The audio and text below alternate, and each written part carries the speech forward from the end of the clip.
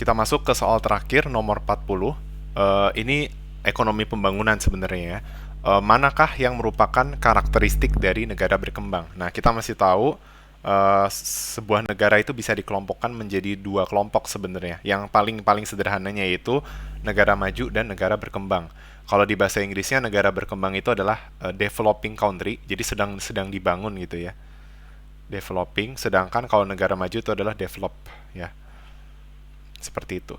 Nah, sebenarnya saya kurang setuju dengan soal ini karena apa? Eh, ini kan opsinya dikatakan bahwa negara berkembang kecuali, jadi bisa kita bilang yang bukan merupakan karakteristik negara berkembang atau dengan kata lain negara maju. Dikatakan bahwa opsi yang benar itu adalah opsi nomor 5 dan opsi nomor 6 ya. Dan saya akan menjelaskan bahwa kenapa opsi 5 dan 6 dipilihkan. Dikatakan bahwa opsi 5 itu peningkatan infrastruktur, sedangkan yang nomor 6 itu peningkatan dalam tabungan dan investasi. Jadi sebenarnya kalau bisa dibilang ini tuh yang negatif gitu ya. Ini yang positif gitu loh. Nah, jadi seolah-olah kalau negara berkembang tuh negatif, negara maju positif. Nah, kenapa saya nggak setuju? Contohnya ya, dikatakan bahwa kalau negara berkembang, eh, ya, yang bukan merupakan karakteristik negara berkembang atau yang merupakan karakteristik negara maju itu adalah ketika opsi 5, yaitu peningkatan infrastruktur. Benarkah demikian? Apakah benar hanya negara maju yang mengalami peningkatan infrastruktur, sedangkan negara berkembang itu tidak bisa mengalami peningkatan infrastruktur? Jawabannya salah. Kenapa? Bahkan negara maju bisa saja dia tidak mengalami peningkatan infrastruktur.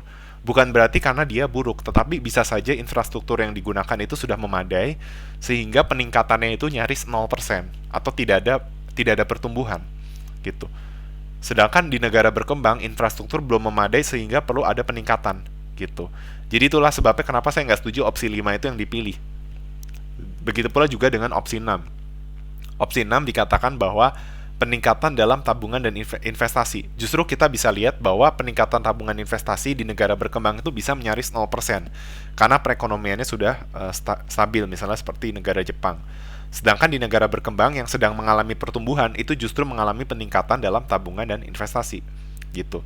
Jadi mungkin lebih tepatnya 5 dan 6 memang bukan karakteristik negara berkembang pada umumnya atau negara berkembang yang tidak mengalami kemajuan.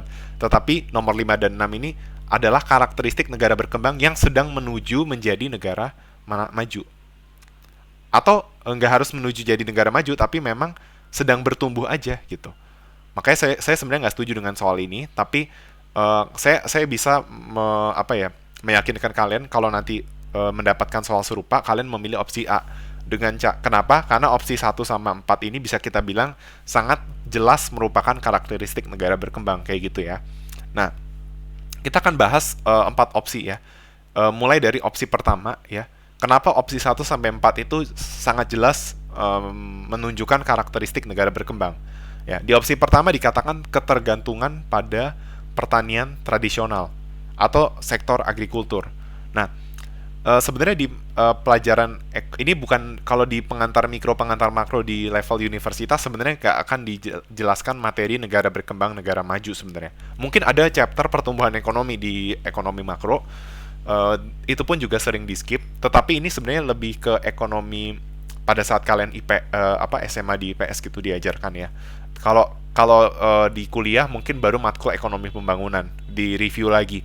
Nah, tetapi saya akan menjelaskan kenapa kalau seandainya suatu negara itu bergantung pada pertanian tradisional, bukan berarti suatu negara maju tidak boleh punya sektor agrikultur yang unggul, tetapi tidak boleh menjadikan sektor pertanian tradisional atau agrikultur itu sebagai ketergantungan atau sebagai sektor unggulannya. Karena kita tahu ada banyak sektor, misalnya contohnya di suatu negara ada 20 sektor. Yang namanya sektor unggulan itu nggak bisa 20 sektor. Oke, bisa aja suatu negara 20 sektornya itu unggul dalam arti mereka dapat bersaing dengan internasional atau mereka bisa swasembada atau memenuhi kebutuhan mereka, tetapi yang namanya unggulan itu tidak semua ya, karena logikanya gini, misalnya ada 20 sektor, sektor 1 sama 20. Nah, simpelnya itu unggulan itu adalah misalnya setiap sektor itu nilai tambah ada yang namanya multiplier effect ya. Multiplier effect itu efek pengganda. Saya akan jelaskan nanti multiplier effect secara singkat. Nah, efek pengganda dari sektor 1 sampai 20 itu berbeda-beda. Oke. Nah, kita rata-ratakan lalu kita cari mana yang di atas rata-rata. Nggak mungkin kan ada 20 sektor semuanya di atas rata-rata. Ya pasti ada yang di bawah rata-rata, ada yang di atas rata-rata. Seperti itu. Nah, yang di atas rata-rata ini yang bisa dijadikan sektor unggulan gitu. Nah, pertanian itu tidak bisa menjadi sektor unggulan. Kalau secara saya akan menjelaskan bahwa kalau kita bergantung pada sektor ini, saya sudah mempelajari juga dengan analisis input output bahwa sektor pertanian atau sektor agrikultur itu multiplier efektifnya relatif rendah.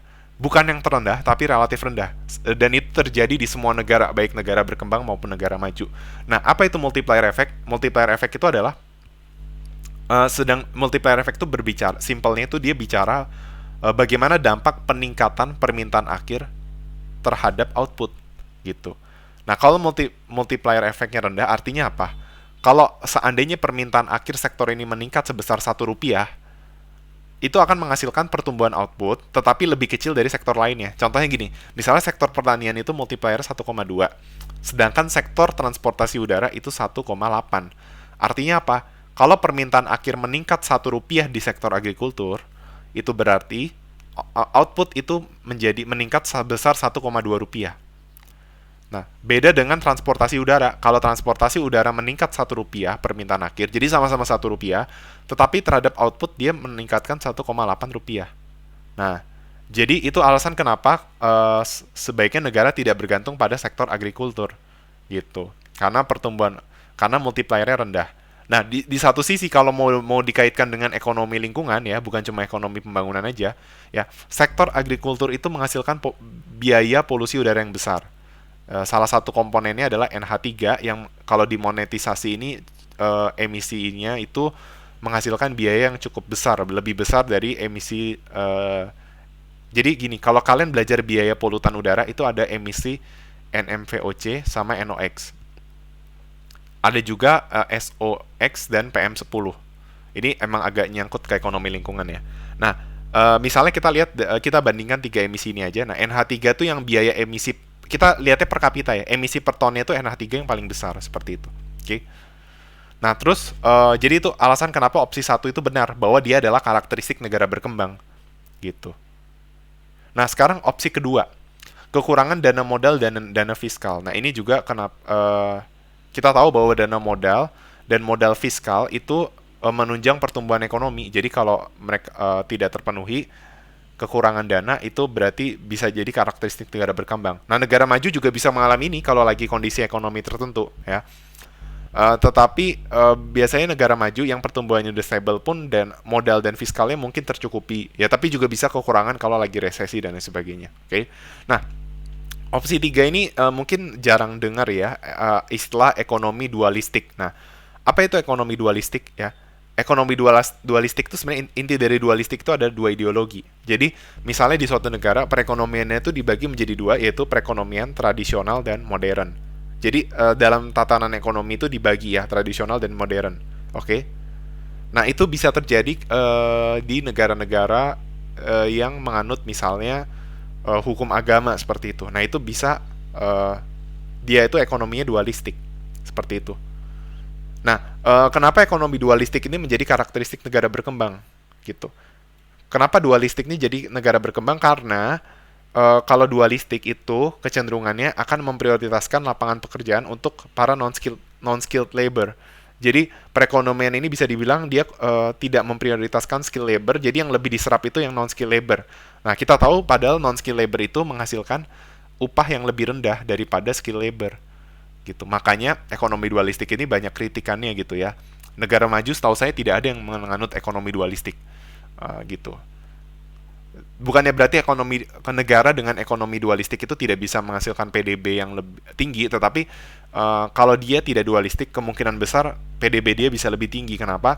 Karena kalau tidak dualistik, yang skill labor itu diprioritaskan sehingga total upah itu akan lebih besar, gitu ya. Jadi itu alasan kenapa dualistik itu karakteristik dari negara berkembang. Nah, yang keempat ini sudah valid, dia merupakan karakteristik dari negara berkembang, yaitu perkembangan penduduk pesat. Setahu saya negara maju itu pertumbuhan penduduknya hampir stable, maksudnya cukup rendah. Mungkin ada yang tinggi, tetapi bisa dibilang tinggi. Kalaupun misalnya pertumbuhan penduduk tinggi, bisa jadi pemerintah sengaja karena misalnya mereka demografi penduduknya itu sudah aging population ya, yang tinggi ya dari usia manula. Jadi pertumbuhan penduduknya sebisa mungkin pesat supaya untuk memperbaiki demografi penduduk. Tapi kalau kita belajar di ekonomi kependudukan, idealnya itu zero population growth atau ZPG.